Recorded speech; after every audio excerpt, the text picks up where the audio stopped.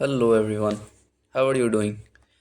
So, we have already started our JavaScript series, and in this series, in the past two lectures, we have covered the first difference between the first, we have already covered the syllabus of JavaScript, that what we are going to study, and after that, we have started the basic stuffs. We have done already discussion of basic stuffs related to the difference between programming language and scripting language. Thereafter, we switched on to the difference between high level and low level languages. We have covered these two lectures, and in this lecture, we will be discussing about why we are choosing JavaScript over other languages. Okay, why do we choose JavaScript? Okay, so इस चीज़ से हम start करते हैं आज। और main चीज़ हमारा इसी तीन क्वेश्चन पे रहने वाला है कि जावास्क्रिप्ट हम क्यों यूज़ करेंगे। उसके बाद जावास्क्रिप्ट की डेफिनेशन देखेंगे हम एकदम डिटेल में, एंड देयर आफ्टर हम इसकी फीचर्स की बात करेंगे। ठीक है, तो फर्स्ट क्वेश्चन जो है कि जावास्क्रिप्ट हम क्यों चूज़ कर रहे हैं उसको लास्ट में देखेंगे। पहले हम आज डेफिनेशन ऑफ जावास्क्रिप्ट देखेंगे। ठीक है, चलो नीचे आ जाओ एंड यहाँ से हम स्टार्ट करते हैं। ठीक है, यहाँ से हम स्टार्ट करते हैं। सबसे पहले हमें क्या देखना है कि जावास्क्रिप्ट जो है, जावास्क्रिप्ट, यहाँ से आप नोट्स बना सकते हो। जावास्क्रिप्ट जो लैंग्वेज है, ये कौन सी लैंग्वेज है? Scripting language. ठीक है, ये कौन सी लैंग्वेज है? Scripting language. स्क्रिप्टिंग लैंग्वेज और प्रोग्रामिंग लैंग्वेज में मैंने डिफरेंस ऑलरेडी बता रखी है। ठीक है, तो सबसे पहले डेफिनेशन देखोगे या हिस्ट्री देखोगे इसका? हिस्ट्री मैं बाद में बताऊंगा, डेफिनेशन देख लो। ठीक है, क्योंकि डेफिनेशन अपने लिए ज़्यादा इम्पोर्टेंट है देखना। ठीक है, सबसे पहले अगर अपन डेफिनेशन देखें, डेफिनेशन आप लिख लो, और मैं ज़्यादा लंबा चौड़ा डेफिनेशन नहीं लिखाऊंगा। तो डेफिनेशन के हिसाब से जावास्क्रिप्ट क्या है, इससे पहले डेफिनेशन बताने से पहले मैं कुछ चीज़ें डिस्कस करता हूँ कि लेट्स से मेरे पास पहले क्या था।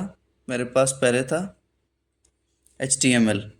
ठीक है, फिर आया मेरे पास CSS, फिर आया मेरे पास जावास्क्रिप्ट। तीनों को ध्यान से देखना। मेरे पास क्या है? सबसे पहले यह है हमारा HTML, हाइपरटेक्स्ट मार्कअप लैंग्वेज। अगर आपने नहीं देखी है तो सीरीज़ हमारी ऑलरेडी चल रही है, इस पर आप देख लेना। सेकेंड क्या है हमारे पास? Cascading style sheet. थर्ड क्या है हमारे पास? जावास्क्रिप्ट। ठीक है, इस डिफरेंस को समझो आप। HTML हम क्यों यूज़ करते थे? बेसिक स्ट्रक्चर बनाने के लिए। ठीक है, किसी भी वेबसाइट का बेसिक स्ट्रक्चर बनाना है या फिर स्टैटिक पेजेस बनाने हैं, अगर मुझे स्टैटिक पेजेस बनाने हैं तो मैं किसका यूज़ लूँगा? हाइपरटेक्स्ट मार्कअप लैंग्वेज का। अब मेरा स्ट्रक्चर बेसिक बन चुका है। अब स्ट्रक्चर को मैं थोड़ा सा स्टाइलिंग देने के लिए, मतलब उसमें कुछ लाइक उसका काफ़ी सारा प्रॉपर्टी डिफाइन करने के लिए। ठीक है, मेनली आप स्टाइलिंग ही बोल लो इस चीज़ को। कोई भी वेब पेज आपने बनाया, उसका स्टाइलिंग करना है, कलर देना है, बॉर्डर देना है, पैडिंग देना है। तो ये सारी चीज़ें हम कैस्केडिंग स्टाइल शीट में देखते हैं कि किसी भी चीज़ को आप डेकोरेट कैसे कर सकते हो। ठीक है, इसका अच्छा सा मैं एग्जांपल बताऊंगा। किसी भी चीज़ को आप डेकोरेट कैसे कर सकते हो, मीन्स हम डेकोरेशन करते हैं, जो भी हम बनाते हैं ना, बेसिक स्ट्रक्चर हमने HTML से बनाया, उसका डेकोरेशन हम किससे करेंगे? डेकोरेशन किससे करेंगे? कैस्केडिंग स्टाइल शीट से। ठीक है, और जावास्क्रिप्ट का यहाँ पे रोल क्या है? जावास्क्रिप्ट का रोल ये है कि ये जो हम बनाए हैं, ये मेरा एक वेब पेज था, मान के चलो मैंने एक वेब पेज बनाई।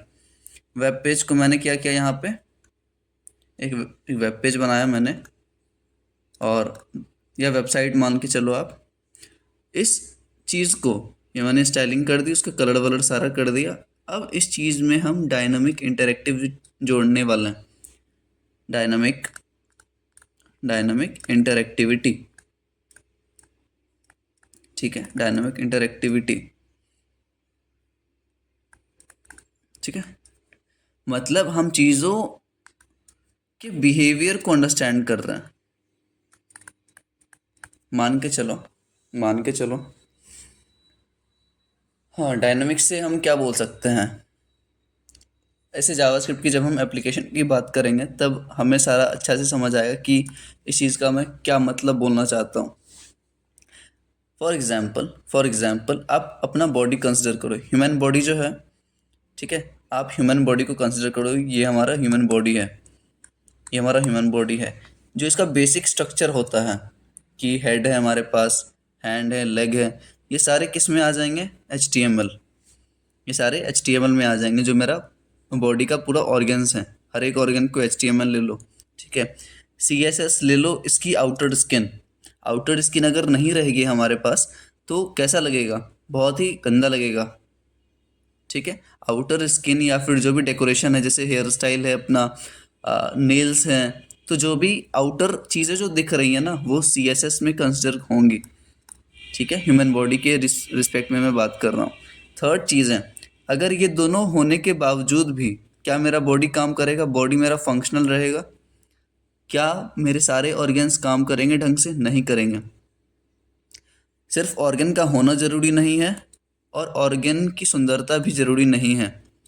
हमें एक और चीज़ चाहिए जो फंक्शनैलिटी को पूरा मेंटेन करके चले। मतलब मुझे अपना दिमाग चाहिए, माइंड चाहिए, और सारे ऑर्गन्स जो हैं वो ढंग से काम करने चाहिए। तभी ना मैं सारा चीज़ें कर पाऊँगा, सारे चीज़ें, मेरे सारे बॉडी ऑर्गन्स अच्छे से परफॉर्मेंस कर पाएगी। समझ आई ये चीज़ें? तो ऐसे मानो कि HTML मेरा बॉडी का पूरा स्ट्रक्चर है, CSS आउटर डेकोरेशन है, और जावास्क्रिप्ट क्या है? जो बिहेवियर को मेंटेन करती है। बिहेवियर मतलब कि जो भी हम फंक्शन परफॉर्म करते हैं उसको डायनेमिक कैसे बनाते हैं, कोई भी फंक्शन को। समझ आई चीज़ें? तो जावास्क्रिप्ट जो है वो डायनेमिक इंटरेक्टिविटी को मैनेज करता है। समझ आ गई ये चीज़? अब अपन आगे बढ़ते हैं। तो अभी हमें क्या देखेंगे? अभी हम सबसे पहले डेफिनेशन देखेंगे जावास्क्रिप्ट के, ठीक है। डेफिनेशन क्या है जावास्क्रिप्ट की, वो देखते हैं। तो जावास्क्रिप्ट क्या है ना कि एक लाइट वेट, मैं थोड़ा सा यहाँ पे प्रोफेशनल टर्म्स यूज़ करूँगा जानबूझ के, क्योंकि उस चीज़ को समझाना भी है। जावास्क्रिप्ट क्या है? एक लाइट वेट, आप लिखते जाना इस चीज़ को, light weight object oriented, light weight object oriented programming language. एक ऑब्जेक्ट ओरिएंटेड प्रोग्रामिंग लैंग्वेज है ये, ठीक है। मैं हर एक शब्द का अच्छे से आपको मतलब समझाऊंगा, आप पहले डेफिनेशन लिख लो। और इसको यूज़ क्यों किया गया? इसको यूज़ किया गया, it is being used for scripting, to use for scripting web pages, ठीक है। इसकी हिस्ट्री हम बाद में देखेंगे, पहले डेफिनेशन कवर कर रहा हूँ कि एक light weight object oriented programming language है जिसको यूज़ किया गया फॉर स्क्रिप्टिंग वेब पेजेस, ठीक है। और भी कुछ मैं बता रहा हूँ। It was introduced by mark Anderson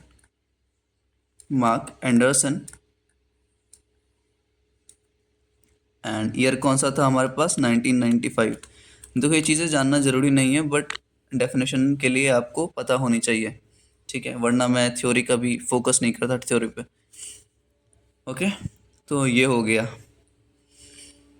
ये जावास्क्रिप्ट जो है एक कंपाइल्ड लैंग्वेज नहीं है, ठीक है। JavaScript is not a compiled language, not a compiled language. ये क्या है? एक interpreted language, but a interpreted language. ये एक इंटरप्रेटेड लैंग्वेज है और एक इंटरप्रेटर ये यूज़ करता है, ठीक है। ठीक है, इतना समझ आ गया। इससे ज़्यादा अपने को डेफिनेशन नहीं देखनी, ध्यान से सुनना, इससे ज़्यादा अपने को डेफिनेशन नहीं देखनी जावास्क्रिप्ट की। तो अब मैं बात करता हूँ सबसे पहले ऑब्जेक्ट ओरिएंटेड, जो मैंने टर्म्स यूज़ किए यहाँ पे, वो कौन से टर्म है? Object oriented. ऑब्जेक्ट ओरिएंटेड का क्या मतलब है? ऑब्जेक्ट ओरिएंटेड का मतलब है कि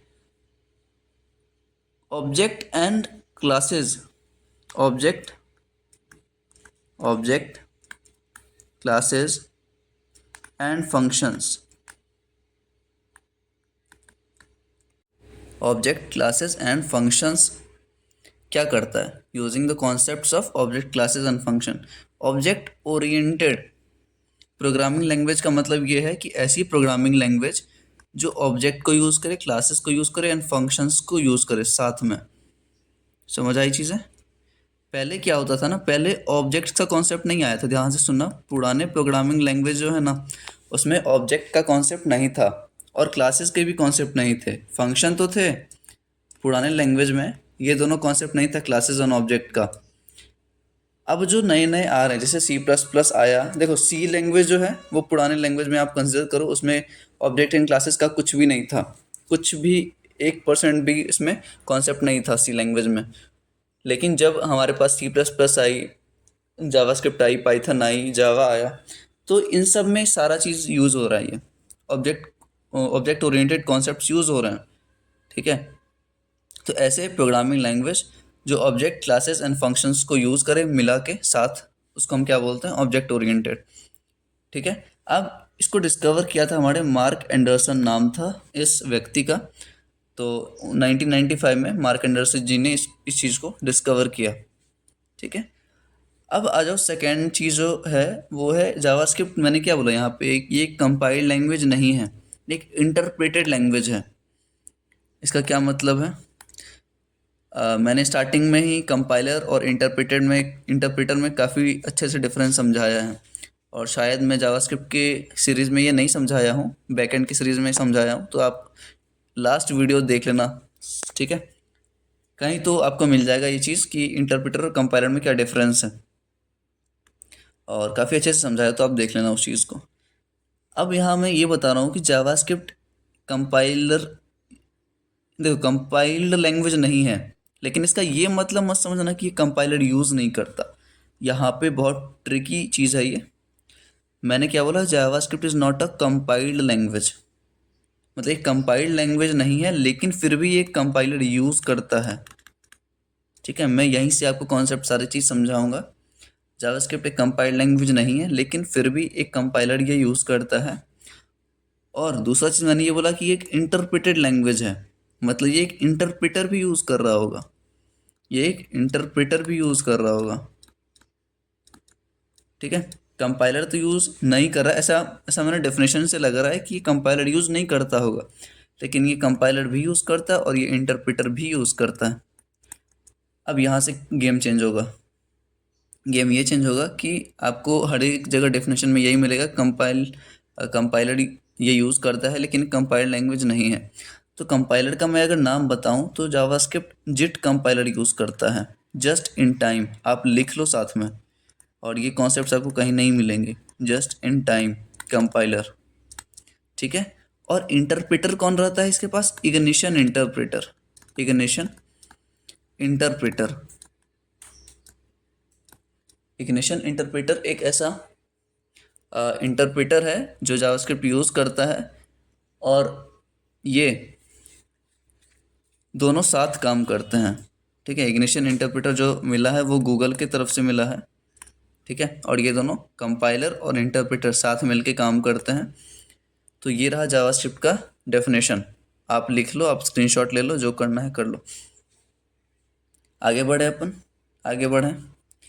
ठीक है, आप ऐसा मत समझना, तो डेफिनेशन में देखो, डेफिनेशन में बस इतना ही है कि JavaScript is light weight object oriented programming language use for scripting web pages. हाँ, ये इस चीज़ का मैंने नहीं समझाया आपको, स्क्रिप्टिंग वेब पेजेस का मतलब। चलो वो जब हिस्ट्री की बात करेंगे ना, तब मैं इस लाइन का अच्छे से मतलब समझाऊंगा, क्योंकि उस चीज़ से रिलेटेड है ये। ठीक है, एंड बस इतना ही जानना है अपने को डेफिनेशन में। आ जाओ आप फीचर्स पे, जावास्क्रिप्ट की अब हम फीचर्स देखेंगे। क्या देखना है हमें, features of JavaScript, features of JavaScript.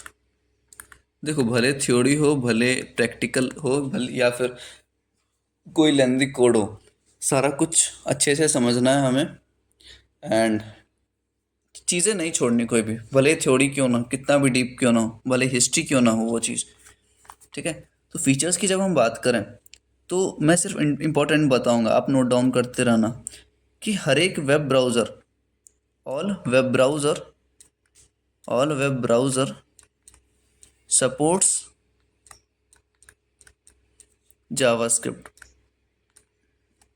मतलब आजकल जो भी ब्राउज़र बन रहे हैं, जैसे आप मान लो कि मेरा क्रोम है, मेरा क्रोम ब्राउज़र है, ओपेरा है, फायरफॉक्स है, या फिर आप मान लो ये क्या नाम है इसका, इंटरनेट एक्सप्लोरर। तो ये जितनी भी चीज़ें हैं ना, इंटरनेट एक्सप्लोरर, ये सारी क्या हैं, ये सारे ब्राउज़र्स हैं। तो ये सब ब्राउज़र में आजकल ये जावास्क्रिप्ट यूज़ करते हैं सारे। ऐसा क्यों यूज़ करते हैं? क्योंकि हर एक वेब ब्राउज़र जावास्क्रिप्ट क्यों सपोर्ट करते हैं, ये रीज़न तो पता होना चाहिए ना।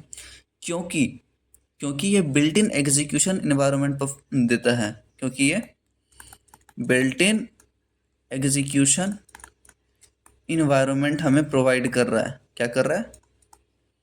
बिल्ट इन एग्जीक्यूशन इन्वायरमेंट मुझे प्रोवाइड कर रहा है। एग्जीक्यूशन इन्वायरमेंट का क्या मतलब है?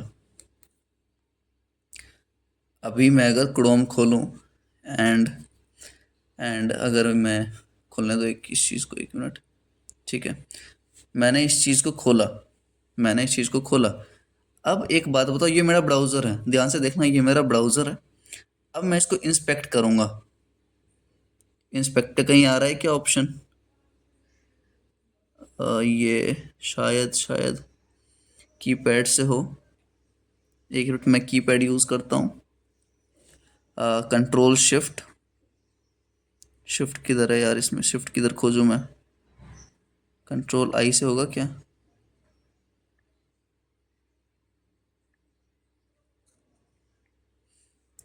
हटाओ यार इस चीज़ को। मैं कैसे खोजूँ इस चीज़ को? रुक जाओ, मिलेगा ये चीज़ मुझे। इंस्पेक्ट का कहीं आ रहा है क्या? छोड़ो, हटाओ। ठीक है, मैं ये बताने की कोशिश कर रहा हूँ कि जैसे आप जावास्क्रिप्ट खोलोगे ना, 1 मिनट रुको, मैं कोशिश करता हूँ आपको दिखाने का। Just a second. हाँ देखो, जैसे कि मैंने अभी ये खोला, वापस से मैं खोल के दिखाता हूँ, और मैं अभी इंस्पेक्ट पे क्लिक करूँगा। मैंने इंस्पेक्ट किया। अब यहाँ पे आप देखो कि मेरे पास एक कंसोल आ रहा है। मेरे पास एक कंसोल नाम का कुछ है टूल, और वहाँ पे मैं सारे ऑपरेशंस कर सकता हूँ। फॉर एग्जांपल 2+2 करूँ यहाँ पे तो मुझे 4 दे रहा है। ठीक है, अगर मैं यहाँ पे दिस करूँ तो आप देखो ये ऑब्जेक्ट आ रहा है। ये अभी मैं बताऊँगा नहीं इसका कॉन्सेप्ट, मैं इसका कॉन्सेप्ट नहीं बताऊँगा अभी, वो बाद में अपन सारा कुछ एकदम डिटेल में देखेंगे। ये सारी जो सुपर पावर्स है ना, वो ब्राउज़र की सुपर पावर्स हैं। ये सारा चीज़ जो आप देख रहे हो, ये ब्राउज़र के अंदर एम्बेडेड है। ब्राउज़र की ये फंक्शनैलिटी है सारा कुछ। तो ये ऑब्जेक्ट के फॉर्म में मुझे शो कर रहा है। तो और ये सब की चीज़ देखेंगे हम, लेकिन आप ये देखो, मैं ये समझा रहा हूँ कि बिल्ट इन एग्जीक्यूशन इन्वायरमेंट, यहाँ पे हम कुछ भी एग्जीक्यूट कर सकते हैं। ठीक है, ये कंसोल जो है हमारे पास, ये कंसोल जो है, ठीक है, इसको मैं ये जो कंसोल है, यहाँ पे हम कुछ भी कर सकते हैं कि लेट्स से 1 = 1 ट्रू दे रहा है ये। मैं कुछ भी ऑपरेशंस कर सकता हूँ यहाँ पे। तो ये एक एग्जीक्यूशन इन्वायरमेंट प्रोवाइड कर रहा है मुझे। ध्यान से समझना, ये एक एग्जीक्यूशन इन्वायरमेंट मुझे प्रोवाइड कर रहा है, जहाँ पे मैं कोई भी तरीके का ऑपरेशन परफॉर्म कर सकता हूँ। तो ये जो फंक्शनैलिटी है, ये सारे ब्राउज़र्स अपना रही हैं। सारे ब्राउज़र्स में ये जावास्क्रिप्ट का फंक्शंस काम कर रहा है। समझ आ गया? चलो आगे बढ़ते हैं। ठीक है, मतलब पहला फीचर जावास्क्रिप्ट का ये हुआ कि बिल्ट इन एग्जीक्यूशन इन्वायरमेंट ये मुझे प्रोवाइड कर रहा है, इसलिए सारे ब्राउज़र्स इसको सपोर्ट करते हैं। समझ आ गया? चलो ठीक है, ये था हमारा पहला features. All web browser support JavaScript as it provides built in execution environments, built in execution environments. समझ आ गई? ये चीज़ें समझ आ गई?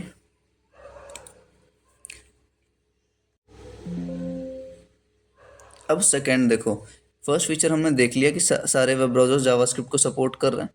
सेकंड फीचर क्या हो जाएगा इसका, ये एक स्ट्रक्चर्ड प्रोग्रामिंग लैंग्वेज कहलाता है। JavaScript is a structured programming language. Structured programming language का क्या तात्पर्य है? मीनिंग ये है कि ये सी लैंग्वेज का जो सिंटेक्स है ना, सी लैंग्वेज की सिंटेक्स और स्ट्रक्चर को फॉलो करता है, एंड स्ट्रक्चर को फॉलो करता है, इसलिए हम इसको स्ट्रक्चर्ड प्रोग्रामिंग लैंग्वेज बोलते हैं। समझ आया इसको क्यों स्ट्रक्चर्ड प्रोग्रामिंग लैंग्वेज बोलते हैं? क्योंकि ये सी लैंग्वेज की सिंटेक्स एंड स्ट्रक्चर को फॉलो करता है। ठीक है, तो अब आ जाओ थर्ड इसकी फंक्शंस पे। थर्ड फंक्शन क्या है? It is a weekly type language. मैं सिर्फ इंपॉर्टेंट बताऊंगा। It is weekly type language. कौन सा लैंग्वेज है ये? Weekly typed. एक होता है स्ट्रांगली टाइप, एक होता है weekly type language. Weekly type language का क्या मतलब है? जिसमें हमें डिफाइन नहीं करना पड़े। फॉर एग्जाम्पल, अगर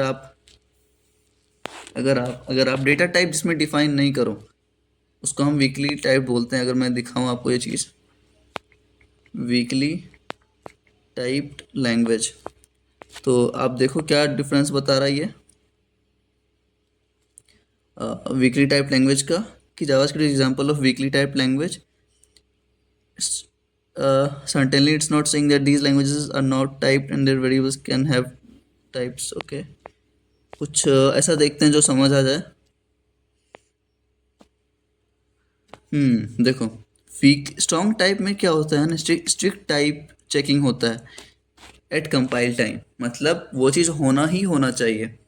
और वीकली टाइप में ये होता है कि वो चीज़ अगर आप डिफाइन नहीं भी करोगे तो वो कंपाइलेशन के टाइम पे इग्नोर करेगा। इसका मतलब मैं अच्छे से समझाता हूँ। मान लो कोई स्ट्रांगली टाइप लैंग्वेज है, और एक वीकली टाइप लैंग्वेज है। स्ट्रांगली टाइप में आपको लिखना पड़ेगा let a is equal to 10। तो ये जो लेट डिफाइन कर रहे हो ना डेटा टाइप, ये कंपलसरी है। क्या है? कंपलसरी। लेकिन यहाँ पे अगर वीकली टाइप में अगर आप ए इज इक्वल टू 10 लिख रहे हो ना, और डेटा टाइप आप डिफाइन नहीं कर रहे, तो भी ये चलेगा। बस ये डिफरेंस है weekly type language and strongly type language का, कि मुझे डेटा टाइप डिफाइन नहीं करना पड़ता। समझ आए? ये थी हमारी थर्ड फीचर ऑफ जावास्क्रिप्ट। आगे देखें,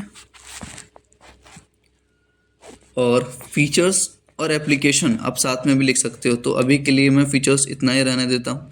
3 फीचर्स काफ़ी हैं, और फालतू काफ़ी सारे फीचर्स हैं जो आप थ्योरी में कहीं से भी पढ़ सकते हो। ठीक है, अब चलो मैं हिस्ट्री की बात करता हूँ।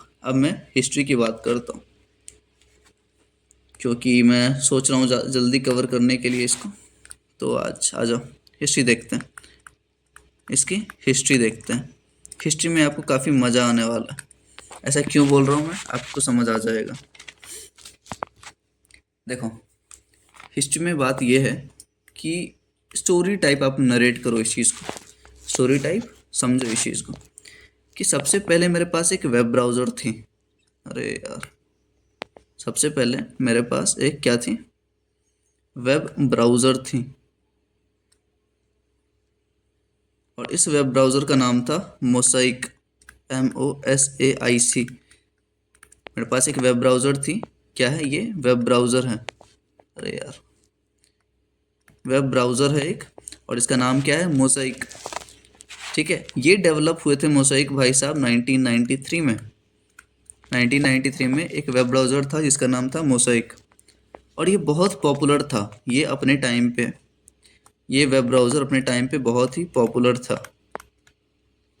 ठीक है, अब क्या है ना, अब एक बंदे आए जिसका नाम था मार्क एंडरसन। एक बंदा आया 1994 में। ठीक है, एक बंदा आया जिसका नाम था मार्क एंडरसन।